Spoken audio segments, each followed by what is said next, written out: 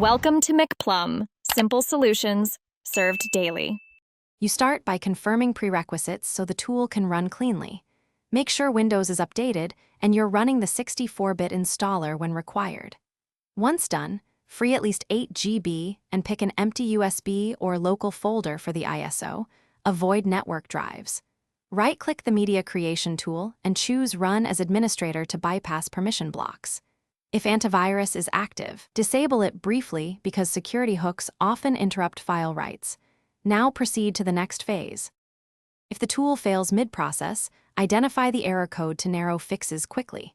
For USB write failures, open an elevated command prompt and use diskpart to clean and recreate a primary partition, then format to NTFS or FAT32 for UEFI compatibility. Once done, make sure Windows Update or other installers aren't running. Stop background updaters and close one drive. Try a different USB port, ideally a direct rear port. If you see network timeouts, run the tool offline after downloading the ISO separately. You finish by validating the result before installing. Check the ISO checksum or the Rufus log to confirm a clean image and make sure the target machine's firmware mode matches the media, UEFI or legacy. Once done, if installation still fails, recreate the media on a different USB using Rufus or retry the Media Creation tool after updating it.